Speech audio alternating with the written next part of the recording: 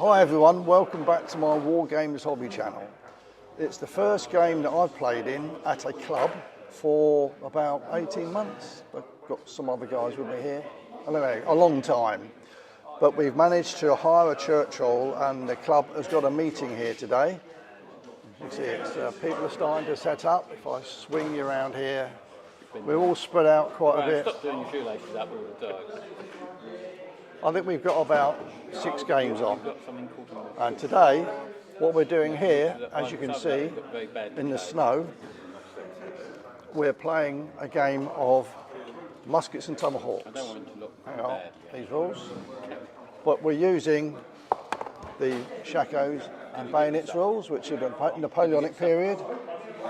And this is a scenario that my mate Neil has set up, which he will say something in a minute. But I'll just read through roughly what the idea is. You can see here in the middle, we have some French.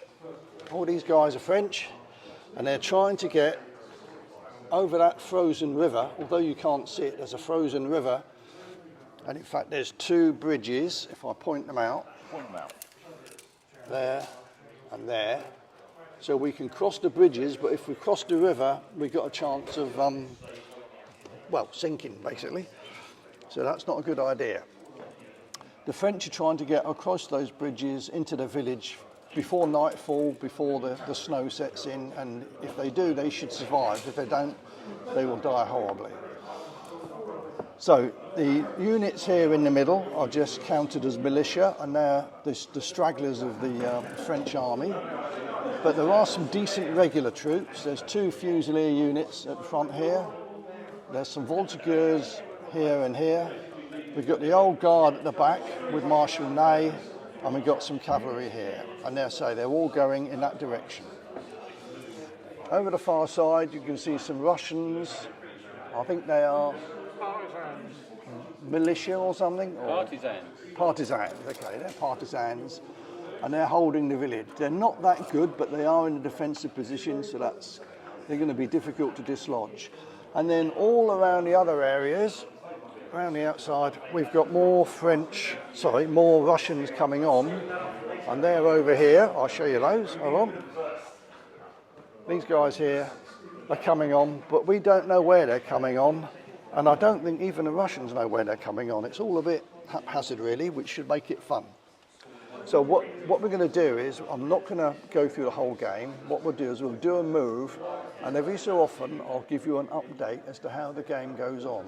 Because this game's going to last about 2.5 hours, and I don't want to video the whole lot, it'd be boring. But I will highlight the best bits every so often. So there we go.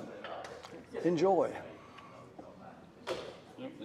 Right, now the guy that organised this fantastic game is Neil, and he's going to say a few words now. Okay, Neil, over to you. Finish with Hollywood, I'll be over there. So the inspiration of this is obviously the retreat from Moscow by the Grand Army.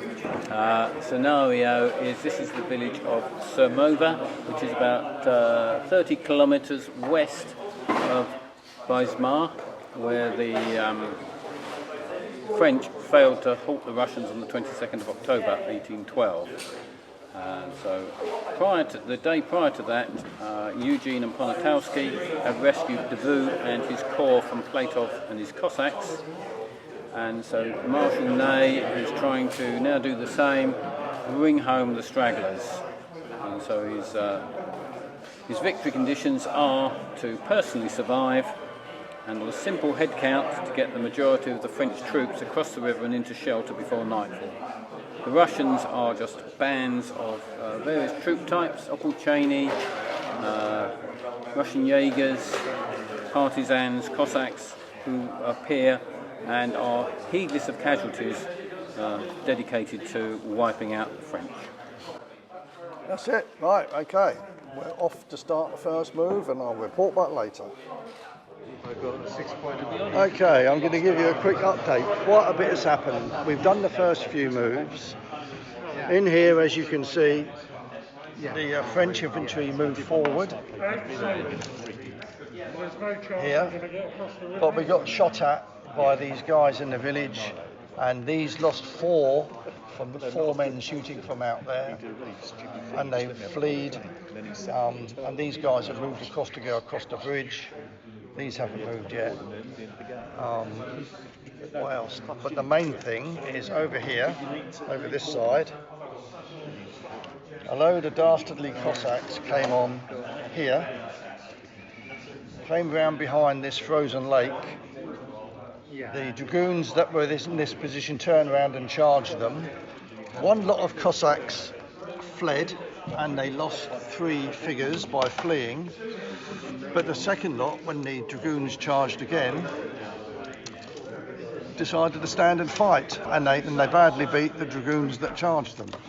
So the dragoons that were here, which were 8 strong and an officer, have been completely annihilated, and the Cossacks, thank you Graham, and the Cossacks are looking very, very chirpy because they've trounced the dragoons. Also over the far side we've got more Cossacks. No, what are they? Camels. Well, what would it be? More Russians coming on over there, whatever they are. Jaegers, oh dear. So it's not looking very good for the French at the moment. They're being attacked from all sides, and they've just lost an entire unit and 4 men over here for really just 3 Cossacks. So yeah, a bit of a disastrous start for the French. I don't think it's looking good even after the first move. Right, report back later. Next update is we've got the Jaegers are coming on over there. They're getting a bit near now. The Cossacks have moved up, threatening the rear of the retreating column and the old guard. But over here, these voltigeurs opened fire on some mounted Opolcheni that were here. They lost 2 men and they had to flee. So they're right on the edge of the table. So that's the one good thing that's happened to the French so far in this game. And that is it, really. Nothing else has really gone their way at the moment. There's another casualty over here, and they're shaken. So that unit's down to 3 men. So it's not looking very good. The French militia, all these guys in the middle, have yet to move. Their card hasn't come up. And in fact, we're wondering whether even the cards have been put into the pack or not. Quick update, the militia finally have had their card come out, and the French stragglers are moving forward. Not very far, but they've at least moved.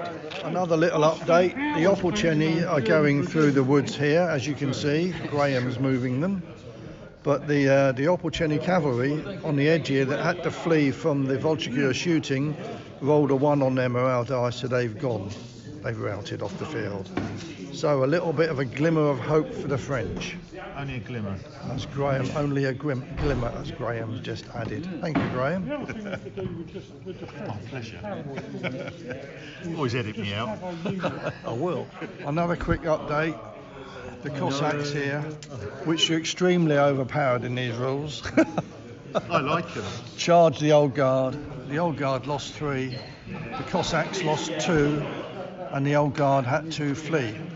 And they've tried to rally this move through the forward boys card, but have failed to do so. So they remain fleeing. And the French are now crossing the bridge over here. But that's all that's really happened. It's still not looking very good for the French at the moment. They need a bit of luck, and they're not getting it at the moment. I'll do a quick update. The French are crossing the frozen river, losing many men in doing so. How many men we lost now crossing that river? 4 figures, yeah, 4 figures drowned crossing the river. But we're starting to cross the bridges as well. The Opolcheni here aren't doing much. The Cossacks seem to have stopped for the time being, although I'm sure they'll get stuck in a minute. The old guard are still fleeing. They've tried to rally twice, and each time they failed to rally. And we are getting into the village, but the enemy militia are still in the village. We need to remove them if we're going to get cover for the night. So. And over here, there's not much happening over there. The Jaegers aren't moving forward. The Jaegers have just opened fire. They're just going to open fire now. So. They only need a 3 right. to hit. Well, another quick update. the French, having crossed the river, a poor unit of 6, lost 2 crossing the river, then got shot at, lost another 2, I think, in a couple, yeah, and then the others routed. So the French, although they've still got 2 units across the river, the Russian peasants in the village are defending well.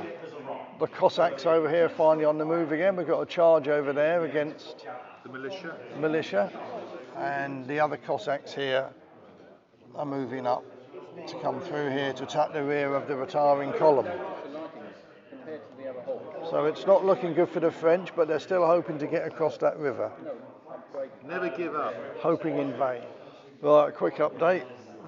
The French are getting desperate. We've got 2 militia units trying to swim across the river. Well, actually, one's already in the river. They've lost 2 figures. The others are just about to enter the river. And over here in this building here, the French infantry have tried twice to break into that building with a load of villagers in it, or whatever they're called. Are they militia? Partisans. And they failed. They bounced back twice. So the French are trying to get on that other bank, and they're not doing very well. The Cossacks are moving ever closer, and so are the Jaegers over the far wood over there. So it's all looking very depressing for the French at the moment. We need something to turn the game, and I don't know whether we're going to get it. But we'll keep going, you never know. I'll move 1 unit twice. Another quick update, we've taken this building. Yes, the things are looking up. The trouble is, the 2 guys that have been running away over here got flea, ran into the river, and one of them drowned. So the French are still very desperate. It's basically just running away, see if they can get across the other side of the river before the game ends. Right, the last update, the game's over. We've run out of time. But I think it's clear to say, although we got some French in the building here, what remains of 2 units, we've got 2 units in the river. They've lost men, but they will be able to get out the other side. But the Cossacks are on the bridge, and the Russians are surrounding what's left of the French army. So it's a clear defeat for the French. Ney, in the middle here, did survive. He fled when he got attacked. He did actually survive, but to be honest, there's not much left of his command. He won't survive the freezing night. But he was probably captured. So there we go. So it was a bit of a... The Cossacks were incredibly powerful.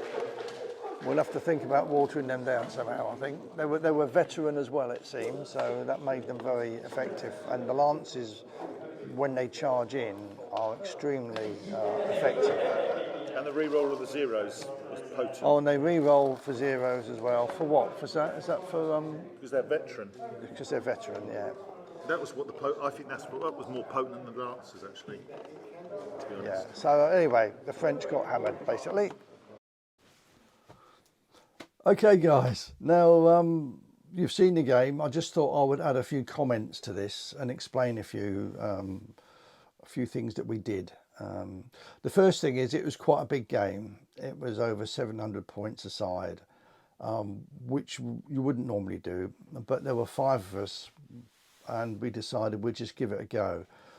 In fact, the game, all the figures and all the scenario was put together by Neil, a friend of mine, and he's been working on it for the past sort of year whilst being sort of isolated with COVID, and he really fancied giving it a go. So we thought, yeah, we'll try it, and I think it worked pretty well. Obviously it was a big game, but you know, you can play, if you've got the people there, you can play quite a big game with these rules. It works really well, I think. It was I think there was a few problems. One of them was that the French probably were underpowered to attack this village, because the partisans in the village, any defended position, if you play any war game, whatever you do, if you're attacking a defended position, you generally need quite a few more points because you're attacking a defended position. Also, crossing a frozen river, which if you didn't use the bridges, you lose 20% of your men, or up to 20%. made it rather difficult. So the French had a lot to do. It didn't help the fact that we rolled so badly, and we did, honestly. We rolled really, really badly. And with any set of rules, if you roll badly, you're going to lose. The big cavalry battle we had, or when the dragoons attacked the Cossacks, that was a complete disaster.